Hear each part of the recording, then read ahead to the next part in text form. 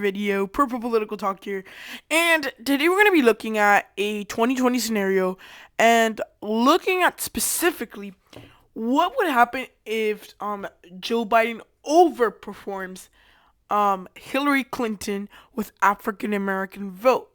And we're just going to be saying that he overperforms by big margins. He could get similar to Obama margins with the African American community.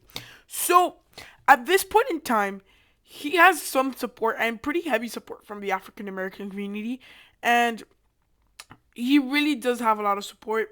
And as we get closer to election day, when uh, we get to see a lot of more the debates and things like that, I think a lot of the things he would say would heavily appeal to the African Americans. And I think honestly, one of the biggest things is the policing debate, and he's probably gonna have an upper hand with appealing to African Americans in that, but maybe that would disappeal to suburban voters.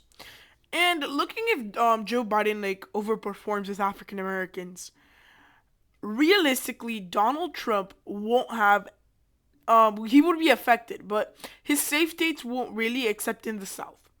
The South would be a place where we see a lot more of the likely states, and similar to the Obama campaign, some of these states I would leave open and up for discussion. And this would be our starting map. 100 electoral votes for the Republicans and 190 for the Democratic Party. So in a worst case scenario, we would be seeing a 438 for the Democratic Party and 100 for the Republican Party. That's extreme scenarios. And let's just start by filling some states that are Democratic that would be safe in this scenario. I feel like states like Nevada and states like Colorado, they would fall into the safe column just because of the fact that African American support is somewhat high in these areas, because there's big urban areas, and that's usually where African American vote resides in each state. It's not as much as a state like North Carolina that's in the south, or a state like Ohio with very many population centers. But still, it's pretty considerable, and I could really see Joe Biden, if he's right now, I would say at 10 points, at least 8 points in the polls ahead. And not basing out of polls or anything, but just look at it like if he's leading by 5 to 10 points. With that extra push from the African American community, which is usually the deciding factor of an election, we could see it from go up like 2 or 3 points in each state. It could go from anywhere to, who knows, 7 points all the way to 13 points if you add margin of error 15 points. So I would see it being the safe column for Joe Biden.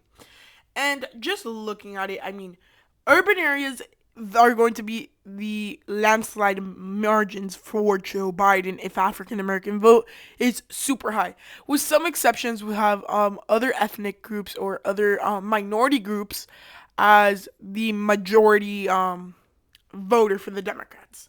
And now I'm going to fill in our likely states. So for the Democratic Party, you have states like Virginia, New Hampshire, and at this point, I would say that states like Michigan would be in the likely column.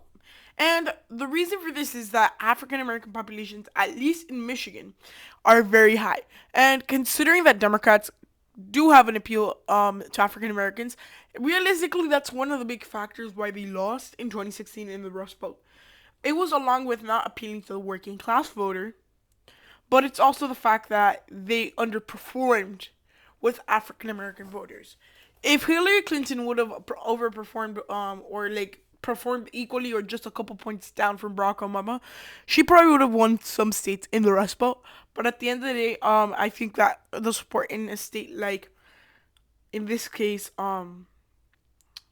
Michigan, could show that Joe Biden has a chance. And now that we're on these states, I think Pennsylvania could also go by a likely margin if Joe Biden overperforms with the African American community.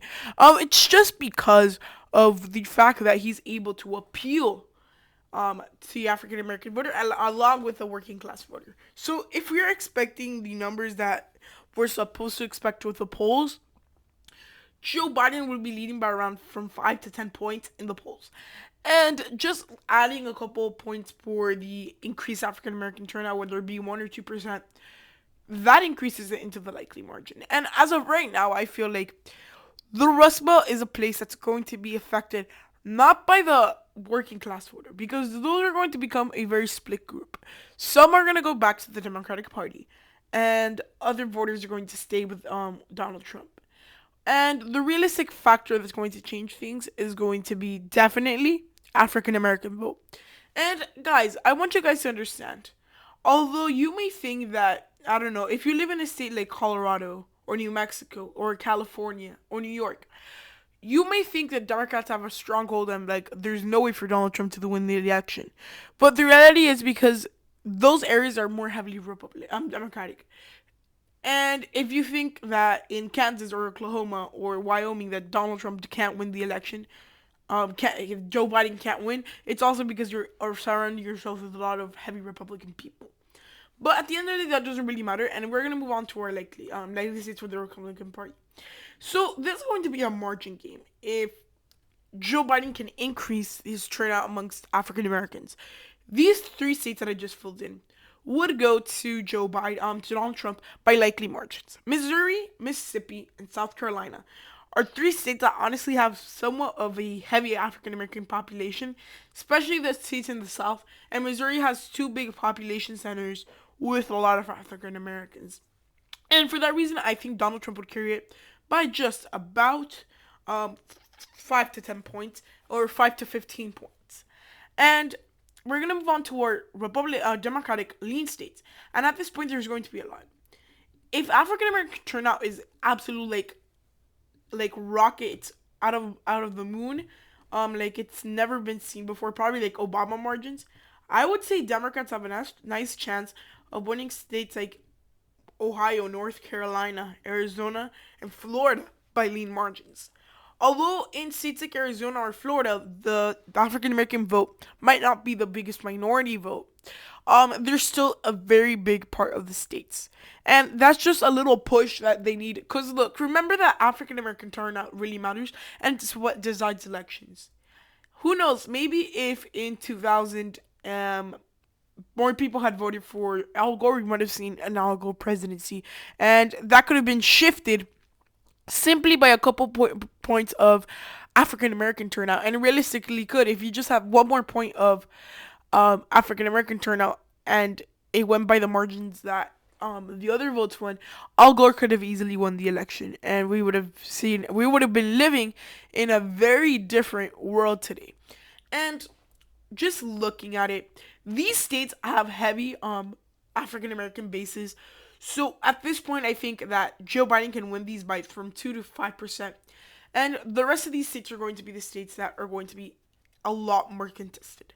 And I think the state in Maine's second congressional district, if Joe Biden has increased with the African American community, he could get that district. That's just the push that he needs. He's kind of close already, but just that one little push is enough for him to get there.